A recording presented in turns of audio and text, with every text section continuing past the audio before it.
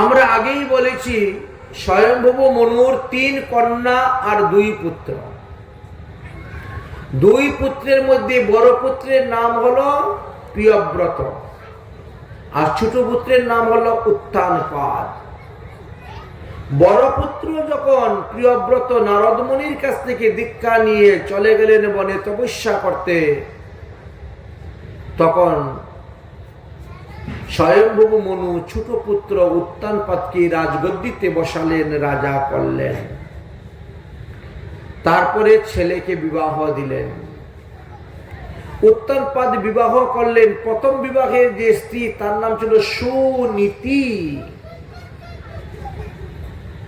এই সুনীতি যখন গর্ভবতী হয়েছেন, তখন রাজা উত্তানপাদ দিগ্বিজয় করার জন্য বেরিয়েছেন।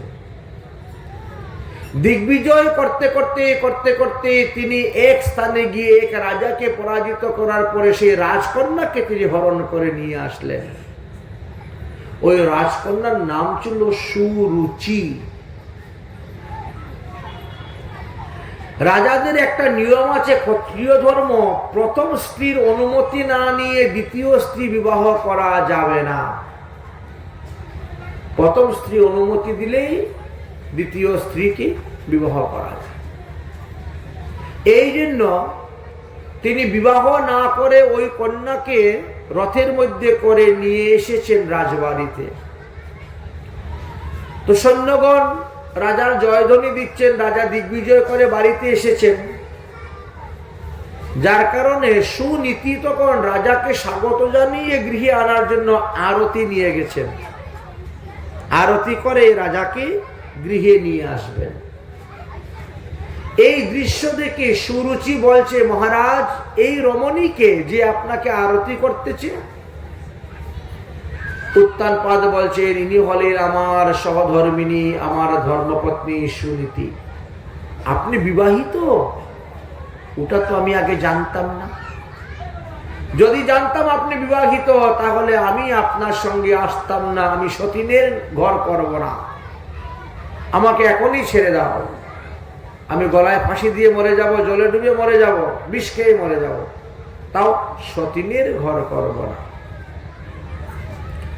ওই সুরুচির রূপে যৌবনে রাজা একেবারে মুগ্ধ হয়ে গেছিলেন, কামে অন্ধ হয়ে গিয়েছেন। তাই বলছেন, হে সুরুচি, তুমি যাহা চাইবে তাহাই হইবে, তথাপিও তুমি আমাকে ত্যাগ করে যেও না। আমি তোমাকে ছাড়া বাঁচতে পারবো না। সুরুচি তখন বলল, তাহলে এক্ষুনি তোমার বড় রানীকে ত্যাগ করে দাও। বড় রানী দেখেন গর্ভবতী, তো ত্যাগ করে দাও। সে কোনোদিন তোমার কাছে আসতে পারবে না। আমি থাকবো একমাত্র তোমার সঙ্গে, এবং আমার গর্ভে যে সন্তান হবে সেই হবে রাজা, রাজগদ্দিতে বসবে। তবেই কি তুমি আমাকে পাবে, না হলে না। রাজা সেই লোভেও রাজি হয়ে গেলেন। সঙ্গে সঙ্গে নীতিকে ত্যাগ করে দিলেন। দেখেন, যারা রুচিকে ভালোবাসে তারা নীতিকে ত্যাগ করে দেয়। এটাই আমাদের এখানে শিক্ষা। রুচিকে ভালোবাসলেই নীতি ত্যাগ হয়ে যায়, আর নীতিকে যে ভালোবাসবে সে রুচিকে ত্যাগ করবে। একাদশী দিন অন্ন খেতে নাই, ত্যাগ। এক একটা দিবসে আমাদের এক একটা দ্রব্য আহার করা নিষেধ আছে। এক একটা তিথিতে এক এক রকম সবজি আছে, আহার করা নিষেধ। এক একটা মাসে এক এক প্রকার দ্রব্য আছে, আহার করা নিষেধ। তো যারা নীতি ভালোবাসে তারা ওটা ত্যাগ করে দেয়, রুচি ত্যাগ করে দেয়। আর যারা রুচিকে ভালোবাসে ওরা নীতি ত্যাগ করে দেয়। যেমন মনে করেন, কার্তিক মাসে বেগুন খেতে নেই, তাই না? মাঘ মাসে মূলা খেতে নেই, এরকম আছে না? ভাদ্র মাসে লাউ খেতে নেই। তো যারা রুচিকে ভালোবাসে ওরা ওসব নীতির ধার ধারে না, সবই খেয়ে যাচ্ছে, সবই খেয়ে যাচ্ছে। এদিকে তিনি রুচিকে ভালোবাসছেন বলে নীতিকে ত্যাগ করে দিয়েছেন। রুচি বড় চতুর। তিনি দেখলেন যে সুনীতি 2 মাসের গর্ভবতী। আচ্ছা 2 মাসের হয়েছে, 10 মাসের না সন্তান হবে, তাহলে আমিও গর্ভধান নিয়ে নিব, আমি 8 মাসে সন্তান জন্ম দিয়ে দিব, তাহলে আমার ছেলে আগে জন্ম হয়ে যাবে। 8 মাসে সন্তান হয়, 9 মাসে হয়, 10 মাসে হয়, কেউ বা আবার 11 মাস, 12 মাস, 13 মাস, 15 মাসে হয়, এমনটা তো আছে। যাই হোক, এই জন্য বড় চতুর ছিলেন সুরুচি, তিনি গর্ভধান নিয়ে নিলেন। কিন্তু ভাগ্য কর্ম ফের এমনই, সুনীতিরই সন্তান আগে জন্ম হয়ে গেল। সুনীতির সন্তান জন্ম হলো, তার নাম রাখলেন ধ্রুব। আর তার কিছুক্ষণ পরে সুরুচির সন্তান হলো, তার নাম রাখলেন উত্তম। ধ্রুব এবং উত্তম দুজনই শশীকলার ন্যায় বড় হচ্ছে। উত্তম তো রাজকুলে বসে, রাজগদ্দিতে বসে বড় হচ্ছেন, আর ধ্রুব তার মায়ের কুলে বসে বড় হচ্ছে। দেখতে দেখতে দেখতে দেখতে ধ্রুব 5 বৎসরের বালক হয়ে গেলেন, এখনো কোনোদিন পিতার কুলে বসেন নাই, পিতার গদ্দিতে বসেন নাই, পিতার আদর পান নাই, সবকিছু থেকে বঞ্চিত। রাজার ছেলে হওয়া সত্ত্বেও তিনি দাসীর ছেলের মতন চলছে। একদিন উত্তানপাত রাজা সুনীতি, সুরুচি আর উত্তমকে নিয়ে বনের মধ্যে গিয়েছেন বন ভ্রমণ করতে। আর এমন সময় ধ্রুব দৌড়ে গিয়েছে, বাবা বাবা বাবা বলে রাজার কোলে উঠার জন্য। সুনীতি, সুরুচি তখন সঙ্গে সঙ্গে বলে, খবরদার, তুই দাসী পুত্র, তুই রাজার কোলে বসতে পারবে না। কেন, আমি কি রাজার ছেলে নয়? তুই রাজার ছেলে হলে কি হলো, তোর মাকে তো ত্যাগ করে দিয়েছেন, তুই রাজার ত্যক্ত স্ত্রীর ঘরে জন্ম নিয়েছিস, তো রাজার কোলে উঠার কোনো অধিকার নাই, রাজগদ্দিতে বসার কোনো অধিকার নাই। যদি রাজার কোলে বসতে চাস, রাজগদ্দিতে বসতে চাস, তাহলে যা বনে গিয়ে হরিভজন কর, হরিভজন করে হরির কাছ থেকে বর নিয়ে তুই আয়, এসে আমার পেটে জন্ম নিবে, তবে তুই রাজগদ্দিতে বসতে পারবে, রাজকোলে বসতে পারবে। আমার পেট থেকে তোর জন্ম হলে পরে, অতএব আমার পেটের থেকে জন্ম নিতে গেলে তোকে তপস্যা করতে হবে, সিদ্ধি লাভ করে ভগবানের কাছ থেকে বর নিয়ে আসতে হবে। আরো অনেক অনেক কটু বাক্য বলেছে। ক্ষত্রিয় রক্ত তো সহ্য হলো না। সেখান থেকে কান্না করতে করতে করতে করতে ধ্রুব তার মায়ের কাছে এসে উপস্থিত হয়েছে। ধ্রুবতী, কান্না করছিস কেন? বিমাতার বাক্যবান, বিমাতার বাক্যবানে জর্জরিত হয়ে গেছি আমি। আমাকে এইভাবে কটু কথা বলেছে বিমাতা। সুরুচি বলছেন, সুনীতি বলছেন, ধ্রুব, হয়তো পূর্বজন্মে তুমি তোমার বিমাতাকে এইরকম কটু বাক্য বলেছিলে, তাই এই জন্মে সে তোমাকে বলতেছে। এটি পূর্বজন্মের প্রারব্ধ কর্ম বলে তোমাকে মনে করতে হবে। তবে তোমার বিমাতা যাই বলুক না কেন, একটা কথা কিন্তু ভালো বলেছে, বনের মধ্যে গিয়ে হরিভজন করা। আসলে জানো তো ধ্রুব, হরি হলো জগৎ পিতা, হরি হলেন আসল পিতা। যে হরির চরণে দেহ গেহ আত্মসমর্পণ করে দিয়েছেন, হরি তাকে সর্বদা সর্বকালে সর্বাবস্থায় তাকে রক্ষা করেন।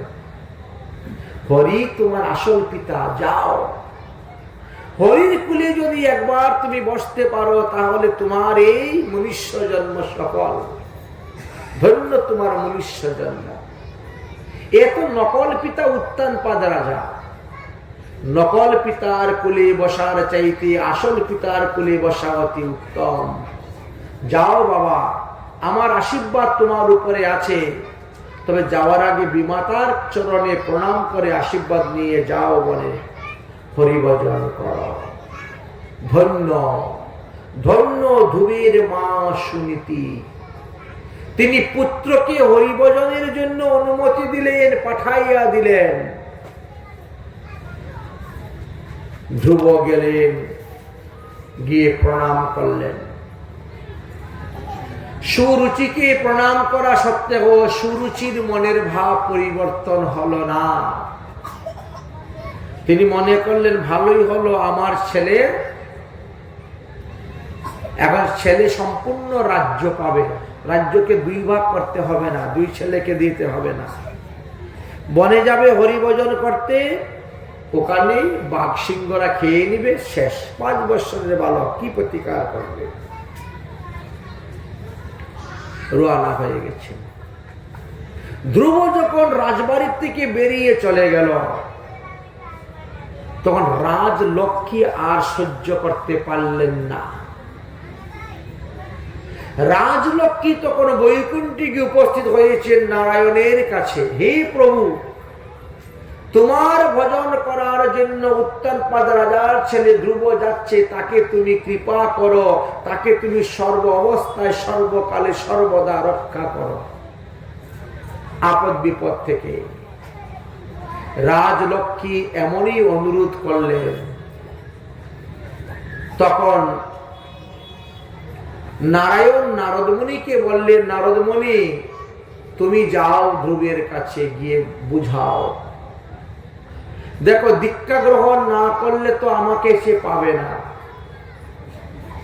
তার দীক্ষার প্রয়োজন আছে। অতএব সে অদীক্ষিত অবস্থায় যাচ্ছে ভজন করতে, সারা জীবন ভজন করলেও সে আমাকে পাবে না। তুমি যাও, গিয়ে তাকে দীক্ষা প্রদান করে আসো। ধ্রুব যাচ্ছেন গহীন বনের দিকে, নারদমুনি বন থেকে বেরিয়ে আসতেছেন। মধ্যস্থ সাক্ষাৎ, মধ্যস্থ দর্শন।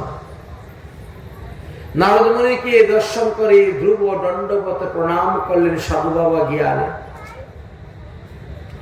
সাধু বাবা জিজ্ঞেস করছেন, হে বালক, তোমার নাম কি? তোমার পিতার নাম কি? কেনই বা তুমি এই গহন বনেতে যাচ্ছ? ধ্রুব তখন আদ্য মধ্য অন্ত সমস্ত ঘটনা খুলে বললেন। নারদমুনি বলছেন, তোমার মা একবার রাগ করে তোমাকে গালি দিয়েছে, আবার সে আদর করে কুলে নিবে, চুমু খাবে। অতএব তুমি বাড়ি ফিরে যাও। ধ্রুব বলছেন, আমি ক্ষত্রিয়, আমার রক্তের মধ্যে ক্ষত্রিয়ের দোষ আছে। আমি হরিভজন করতে এসেছি, হরিভজনই করবো। হরিভজন করে সিদ্ধি লাভ না করা পর্যন্ত আমি বাড়ি যাব না। নারদমুনি বুঝাচ্ছেন, দেখো এখন তোমার 5 বৎসরের বালক, এখন তোমার খেলাধুলার সময়। তোমার ক্ষুধা লাগলে তুমি খাবে কি? তোমার ঘুম আসলে ঘুমাবে কোথায়? তুমি তো রাজার ছেলে, স্বর্ণকালে অন্ন খাও, সোনার পালঙ্কে ঘুমাও। এখানে কোথায় থাকবে, কোথায় খাবে, কে তোমাকে রক্ষা করবে? ধ্রুব বলছেন, কেন বনে কি গাছে ফল ধরে না? বনের ফল খেয়ে থাকবো? পর্বতের কি গুফা নাই? পর্বতের গুফার ভিতরে ঘুমাবো? আর আমার মা বলেছেন, হরি হলেন আমার আসল পিতা, তিনি আমাকে রক্ষা করবেন, আমার আর চিন্তা কিসের? অতএব আমি গৃহে ফিরে যাব না, আমি হরিভজন করব। নারদমুনি দেখলেন যে ছেলেটা হরিভজনের জন্য তার মনটা খুব বসে গেছে। তুমি যে হরিভজন করবে, তোমার দীক্ষা মন্ত্র হয়েছে? বলে, না, আমার এখনো দীক্ষা হয় নাই। তাহলে তোমাকে তো দীক্ষা নিতে হবে। জপ তপ তন্ত্র মন্ত্র দীক্ষাই মূল হয়, দীক্ষা ভিন্ন সর্বকার্য হইবে ক্ষয়। অতএব তোমাকে দীক্ষা গ্রহণ করতে হবে। তাহলে আপনি আমাকে দীক্ষা দিয়ে দিন। নারদ মুনি তখন তাকে দীক্ষা দিলেন। কি বলে? ওম নমো ভগবতে বাসুদেবায়। এটি 12 অক্ষর মন্ত্র। 12 অক্ষরে দীক্ষা দিলেন। দীক্ষা দেওয়ার পরে মন্ত্রের অর্থ বুঝিয়ে দিলেন এবং কিভাবে হরিভজন করতে হয় সেই মানসিক চিন্তনের দ্বারা হরিভজনটা শিখিয়ে দিলেন। এখানে যদি কেউ অদীক্ষিত থাকেন, মনে করবেন না যে মন্ত্র শুনে নিয়েছে আমারও দীক্ষা হয়ে গেছে, হবে না। ওম নমো ভগবতে বাসুদেবায় শোনা সত্ত্বেও, এটা দীক্ষা মন্ত্র হওয়া সত্ত্বেও অদীক্ষিত ব্যক্তির দীক্ষা হয় নাই। কারণ দীক্ষা মন্ত্র দিতে হয় 5 সংস্কারে: তাপ সংস্কার, নাম সংস্কার, যাগ সংস্কার, মন্ত্র সংস্কার, পুণ্ডু সংস্কার। তো কোন সংস্কার তো করানো হয় নাই, এই জন্য অতি শুনলেও দীক্ষা হয় না। দীক্ষা মন্ত্র দিতে হয় ডাইন কর্ণে, কারণ আপনার তো 2 কানই খোলা, 2 কানে দিয়ে মন্ত্র ঢুকতেছে, এই জন্য সেই মন্ত্রের বীজ নষ্ট হয়ে গেছে। এতে দীক্ষা মন্ত্রে শক্তি আসবে না। দীক্ষা মন্ত্র এমন ভাবে দিতে হয় যাতে অন্য কেউ শুনতে না পায়। দীক্ষা মন্ত্র কখনো মাইকে অ্যানাউন্স করে বলা হয় না, দেওয়া হয় না। আর যারা দিচ্ছেন বাস্তবে এগুলা দীক্ষা হচ্ছে না। 5,000-7,000 লোককে একটা মাঠের মধ্যে বসিয়ে দিয়ে মাইকে বলে দিয়েছেন দীক্ষা হয়ে যাচ্ছে, হয় না। কতগুলো পদ্ধতি আছে দীক্ষা মন্ত্র দেওয়ার, কিছু ক্রম আছে। দীক্ষা মন্ত্র দেওয়ার পূর্বে কি কি করণীয় আছে, কাজ করতে হয়, তারপরে দীক্ষা প্রদান করতে হয়। যাই হোক, দীক্ষা মন্ত্র প্রদান করার পরে বলছে, গুরুদেব তাহলে আমি কোথায় বসে ভজন করব? কোথায় বসে ভজন করলে তাড়াতাড়ি ভগবান পাওয়া যাবে? কোথায় বসে ভজন করলে তাড়াতাড়ি ভগবান পাওয়া যাবে? তখন বলছে শ্রীধাম বৃন্দাবন। রম্য মধুবন নামং বিষ্ণু স্থানম উত্তমম যদৃশা মনুজা দেবী সর্বান কামনা আপনোয়া। এই সমস্ত বিশ্ব ব্রহ্মাণ্ডের মধ্যে বৃন্দাবন ধাম হলো শ্রেষ্ঠ ধাম। হে ধ্রুব, তুমি এখানে বসে 10,000 বছর তপস্যা করে যেই ফল পাবে, বৃন্দাবনে এক রাত্রি বাস করে ভজন করলে সেই ফল পাবে। কোথায় 10,000 বছর আর কোথায় এক রাত্রি? এমনই ধাম হলো বৃন্দাবন ধাম। এই বৃন্দাবন ধাম নিত্য গোলক ধাম থেকে ভূলোকে এসেছে, অপ্রাকৃত চিন্ময় ধাম। রাধা কৃষ্ণের লীলা ভূমি স্থান হলো বৃন্দাবন ধাম। অতএব তুমি বৃন্দাবনে যাও ভজন করার জন্য, অল্পতেই রাধা রানীর কৃপা হয়ে যাবে আর তুমি ভজনে সিদ্ধি লাভ করতে পারবে। যাও ধ্রুব, যাও বৃন্দাবনে, আমার আশীর্বাদ তোমার উপরে আছে। कृपा करेंगे राधा रानी श्री वृंदावन जाओ। कृपा करेंगे राधा रानी श्री वृंदावन जाओ। राधे राधे राधे राधे राधे राधे गाओ। राधे राधे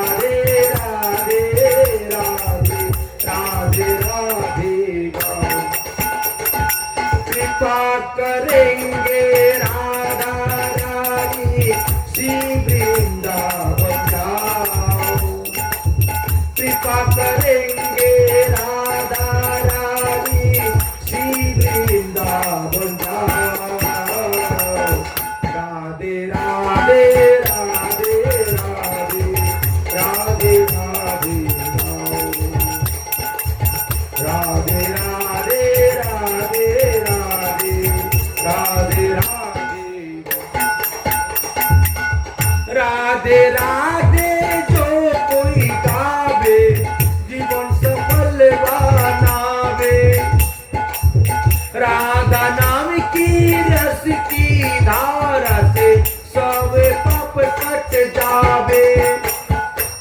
राधे राधे जो कोई गावे जीवन सफल बनावे। राधा नाम की रस की धारा से सबे पाप कट जावे। रस की ऐसी धारक प्यारे, रस की ऐसी धारक प्यारे, अपने मन बसाओ। राधे राधे राधे राधे राधे राधे गाओ। राधे राधे राधे राधे राधे राधे गाओ। कृपा करेंगे राधा रानी श्री वृंदावन जाओ। कृपा करेंगे राधा रानी श्री वृंदावन जाओ। राधे राधे राधे राधे राधे राधे गाओ। राधे राधे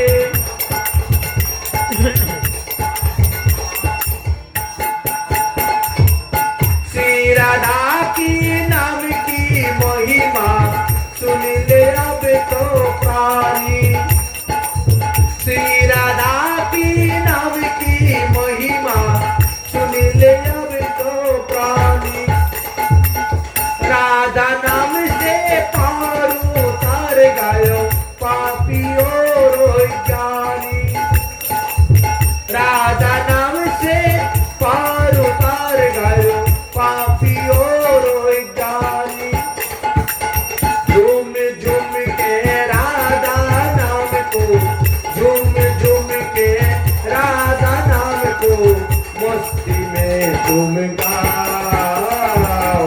राधे राधे राधे राधे राधे राधे गाओ। राधे राधे राधे राधे राधे राधे गाओ। कृपा करेंगे राधा रानी श्री वृंदावन जाओ। कृपा करेंगे राधा रानी श्री वृंदावन जाओ। राधे राधे राधे राधे राधे राधे गाओ। राधे राधे राधे राधे राधे राधे गाओ। बोलो वृंदावन धाम की, राधा रानी की। দেবর্ষি নারদ সিধা বৃন্দাবনে গেলেন। যমুনায় স্নান করে মধুবনে বসে গেলেন তপস্যা করার জন্য।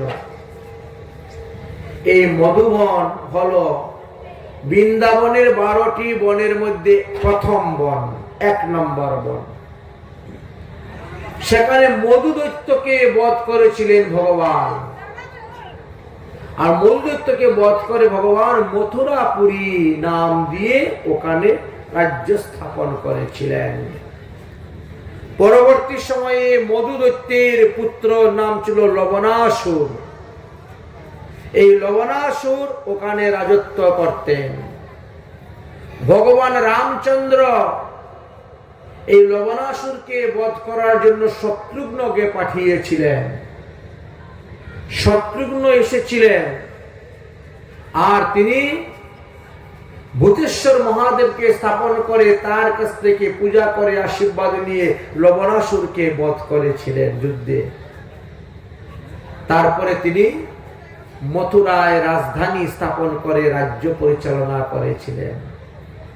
পরবর্তী সময়ে উগ্রসেন রাজা হলেন, কংস রাজা হলেন, এভাবে কতজন হয়েছেন। এই সেই মধুবন মথুরাপুরী। ধ্রুব তপস্যা করতে বসলেন। প্রথম মাসে নিয়ম করলেন কি 3 দিন পর পর একবার তিনি আসন থেকে উঠবেন, উঠে একটু কদবেল ফলমূল খাবেন, খেয়ে আবার বসনে বসে যাবেন। প্রথম মাসে এইভাবে ভজন করা সত্ত্বেও তিনি ভগবান পদপদ্ম লাভ করতে পারলেন না। এই জন্য ধ্রুব চিন্তা করলেন আমি আরো কঠোর তপস্যা করব, এবার 6 দিন পর পর আসন থেকে উঠব। তাই তিনি আরম্ভ করলেন তপস্যা। 6 দিন পরে আসন থেকে উঠেছেন, উঠে কি করলেন, গাছ থেকে পেরে আর ফল খান না, গাছের নিচে যে পাতা পড়ে আছে, ফল পড়ে আছে, সেইগুলা পুড়িয়ে খাচ্ছেন। দেখতে দেখতে 2টি মাস গত হয়ে গেল, ভগবান পদপদ্ম লাভ হলো না। 3য় মাসে ভজনের নিষ্ঠা আরো বাড়িয়ে দিলেন। 9 দিন পর পর একবার আসন থেকে উঠবেন, আর উঠে তিনি ভোজন করলেন। এতেও ভগবান পেলেন না। 4র্থ মাসে কি করলেন, 12 দিন পর পর তিনি উঠবেন, আর শুধু খালি যমুনার জল পান করবেন, আর কিছু নয়। তাতেও ভজন সিদ্ধি হলো না, ভগবানকে পেলেন না। তারপরে তিনি নিয়ম করলেন যে 15 দিন পর পর আমি আসন থেকে উঠব। এতেও যখন সিদ্ধি লাভ হলো না, তখন হলো রেচক কুম্ভক। আসন থেকে উঠে দাঁড়িয়ে গেলেন, বাম পায়ের বৃদ্ধাঙ্গুল দিয়ে মাটিকে স্পর্শ করে আর সমস্ত শরীর ঊর্ধ্বে তুলে দিয়ে শ্বাস টেনেছেন। এমন জোরে শ্বাস টেনেছেন, ওই শ্বাসেই 15 দিন পর্যন্ত রেচক কুম্ভক করা হবে, আবার ছাড়া হবে। এইভাবে 6ষ্ঠ মাসেও যখন ভগবান পেলেন না, তখন এমন জোরে শ্বাস টান দিলেন যে পৃথিবীতে যত প্রাণীকুল আছে সমস্ত প্রাণীকুলের শ্বাস বন্ধ হয়ে গেল। শ্বাসরুদ্ধ অবস্থায় সব ছটপট করে মারা যেতে শুরু করেছে। সৃষ্টি বিনাশ হয়ে যাচ্ছে। দর্শন করে ব্রহ্মাজি উপস্থিত হয়েছেন, দেবগণ উপস্থিত হয়েছেন, হাহাকার শুরু হয়েছে। হে ভগবান, হে ভগবান, আপনি যান, ধ্রুবকে দর্শন দিন। মধুবনং ভৃত্যম দিদিক্ষয়া গতা। এই জন্য ধ্রুবকে দেখার জন্য ভগবান বিষ্ণু মধুবনে এসে উপস্থিত হয়ে গেছেন। ধ্রুব, চক্ষু খোলো, চক্ষু খোলো, আমি এসে গেছি, তুমি শ্বাস ত্যাগ করো, তুমি যে বর চাইবে আমি তোমাকে সেই বর দিব, তুমি শ্বাস ত্যাগ করো, দেখো আমি কে এসেছি। ধ্রুব ভগবানকে দর্শন করে দণ্ডবত প্রণাম করলেন। ভগবান বললেন, বর চাও ধ্রুব, তুমি যাহা বর চাইবে আমি তাহাই দিব। ধ্রুব বললেন, আমি আপনার কুলে বসতে চাই। ভগবান বসে গেলেন, ধ্রুবকে কুলে বসিয়ে দিলেন। বলো ধ্রুব, আর কি চাও? বলে, আমি আর কিছু চাই না, আমি তোমার কুলে বসে থাকতে চাই। আমি আমার পিতার কুলে বসে গেছি, আর চিন্তা নাই। ভগবান বলছেন, তুমি তো তোমার পিতা উত্তানপাদের কুলে বসার জন্য তপস্যা করতে এসেছ, তুমি তো রাজগদ্দিতে বসার জন্য তপস্যা করতে আসছো, তুমি তো নিষ্কাম ভক্ত নয়, তুমি তো সাকাম ভক্ত। তোমার কামনা বাসনা পূর্তির জন্য তুমি এসেছো আমার তপস্যা করতে, তপস্যা সিদ্ধি লাভ করেছো, আমার দর্শন পেয়েছো। এখন বলো তুমি কি চাও? ধ্রুব বলছে, আমি আর কিছু চাই না। আমি না চাই পিতার কুল, না চাই রাজগদ্দি, না চাই রাজত্ব, কিছুই চাই না। আরে ধ্রুব এত নিষ্কাম ভক্ত হয়ে গেল কেমন করে? বলে, প্রভু আগে তো জানতাম না তুমি যে এত সুন্দর, আগে তো জানতাম না। আগে জানলে কি আর ওইসব চাইতাম? এখন আর কিছু আমি চাই না। দেখেন, যদি কোনো ব্যক্তি কাঁচ কুড়াতে যায়, কাঁচের বোতল, আগেরকার দিনে কিন্তু কাঁচের বোতল কুড়াতে খুব লোক যেত, পয়সা দিয়ে কিনেও নিত। কোনো ব্যক্তি যদি কাঁচ কুড়াতে যায়, এখন প্লাস্টিক কুড়ায় মানুষে, রেল স্টেশনে গেলেও দেখবেন, বিভিন্ন স্থানে দেখবেন সব প্লাস্টিক কুড়িয়ে কুড়িয়ে নিয়ে যায়। কোনো ব্যক্তি যদি কাঁচ কুড়াতে যায় আর কাঁচ কুড়াতে গিয়ে যদি একটা পরশমণি পেয়ে যায়, তাহলে তো ওই ব্যক্তি আর কাঁচ কুড়াতে যাবে না। পরশমণি পেয়ে গেছি, আর আমার কাঁচের কি দরকার? ঠিক তেমনি ভাবে ভগবান, আমি তোমাকে পেয়ে গেছি, আমার আর রাজগদ্দির দরকার নাই, রাজত্বের দরকার নাই। দেখেছেন এত বড় সাম্রাজ্যকে কাচের মতো তুচ্ছ করে দিল ধ্রুব। কিন্তু ভগবান বলছেন আমি তোমাকে ঐশ্বর্য দিব, আমার আশীর্বাদে তুমি 36,000 বছর রাজত্ব করবে, 36,000 বছর রাজত্ব করবে।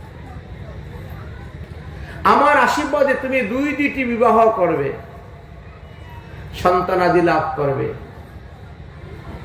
বাল্যকালে যেমন তুমি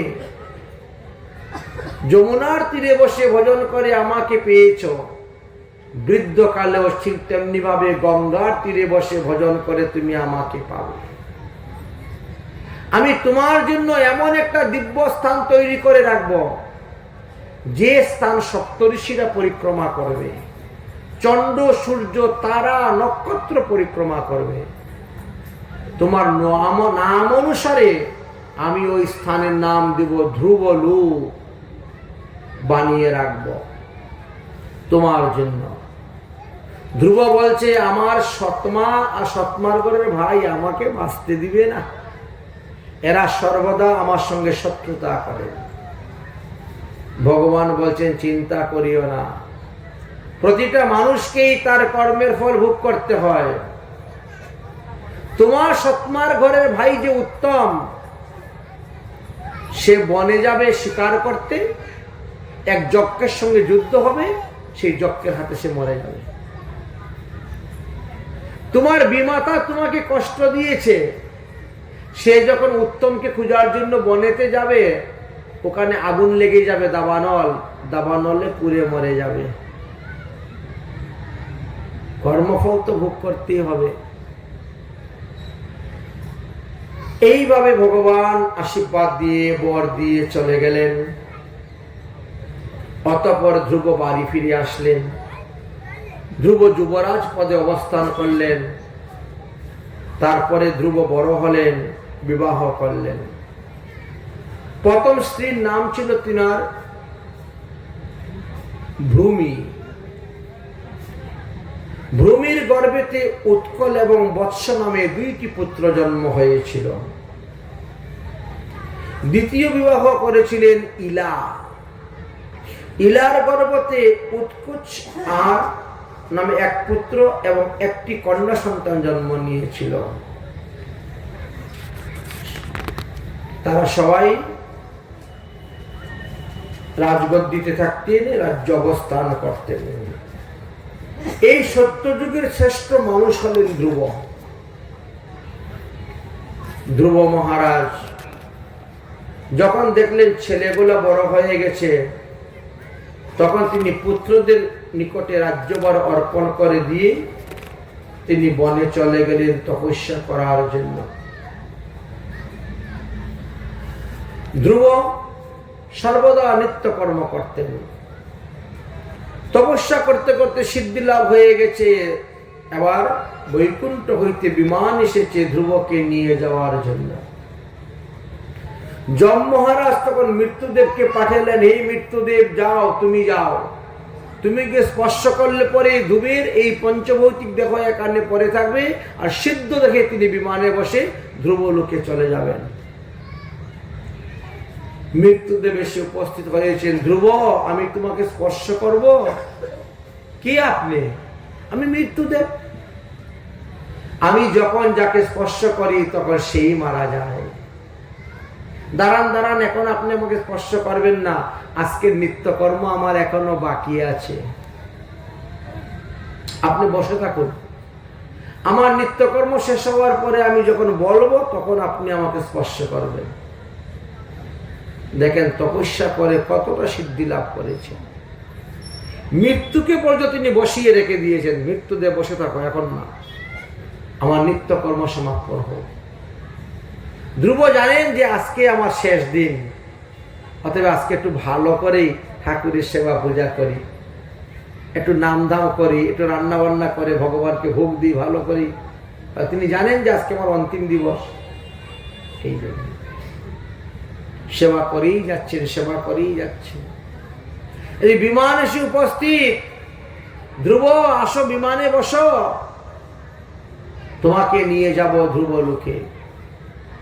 ধ্রুব তখন বিমানে উঠতে গেছেন, তখন এই মৃত্যুদেব এসে উপস্থিত। দাঁড়াও, আমি তোমাকে স্পর্শ করব, তোমার এই পঞ্চভৌতিক দেহ এখানে রেখে যেতে হবে। কিন্তু ধ্রুব তা শুনলেন না। মৃত্যুর মাথার মধ্যে পা দিয়ে বিমানের মধ্যে উঠে গেলেন। মৃত্যুর ক্ষমতা রইল না ধ্রুবকে নিতে। আশ্চর্য কথা, পৃথিবীর কোটি কোটি লোককে নিয়ে যাচ্ছে যে মৃত্যুদেব, সে পারল না ধ্রুবকে নিতে, তার ক্ষমতা হলো না। তখন তিনি দৌড়ে গিয়েছেন যমরাজার কাছে, মহারাজ, আমি তো ধ্রুবকে রাখতে পারলাম না। ধ্রুব এতটাই তপস্যা করেছে যে সে আমার মাথার মধ্যে পা দিয়ে বিমানে উঠে গেছে, অথচ আমি তাকে রাখতে পারলাম না। এদিকে যম মহারাজ ছুটছেন, দাঁড়াও ধ্রুব, দাঁড়াও দাঁড়াও, এটা নিয়ম নয়, এটা সংবিধান লঙ্ঘন করা হচ্ছে। এই পৃথিবীতে যারা পঞ্চভৌতিক দেহ নিয়ে জন্মগ্রহণ করেছে তাদেরকে এই দেহটা এখানে রেখে যেতে হয়, ওটা নিয়ে যেতে নাই। তুমি আমার সংবিধান লঙ্ঘন করতেছো কেন? দাঁড়াও ধ্রুব, দাঁড়াও। ধ্রুবের বিমান আর দাঁড়াচ্ছে না। একেবারে বিমান ধ্রুবলোকে গিয়ে উপস্থিত হয়ে গেছে। যম মহারাজ ধ্রুবলোকের দরজার সামনে দাঁড়িয়ে গেছেন। আর ধ্রুব কি করছেন? যমের মাথার মধ্যে পা দিয়ে ধ্রুবলোকে চলে গিয়েছেন। উঠার সময় মৃত্যুর মাথায় পা দিয়ে উঠলেন, আর নামার সময় যমের মাথায় পা দিয়ে নেমে চলে গেলেন। যমে কিছুই করতে পারল না। দেখেন হরিভজনের কত শক্তি, হরিভজনের কত দাম। যম মহারাজ পর্যন্ত তিনাকে নিতে পারলেন না। এই ধ্রুবের বংশে অনেক রাজগণ জন্মগ্রহণ করেছেন, তার মধ্যে এক রাজার নাম ছিল অঙ্গ। মহারাজ অঙ্গের চরিত্র কথাও এখানে বর্ণন করে গিয়েছেন।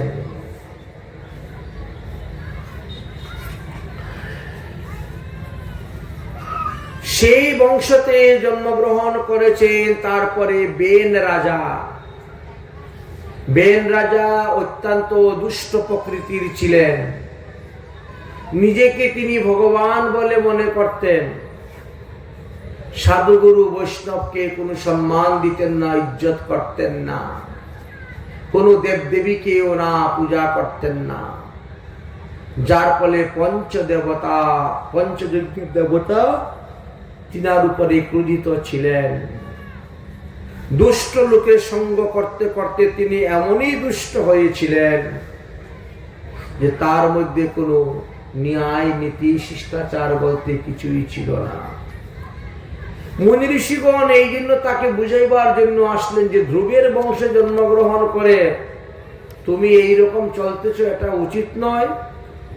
এইসব ত্যাগ করো, হরিভজন করো, তোমার মঙ্গল হবে, কল্যাণ হবে।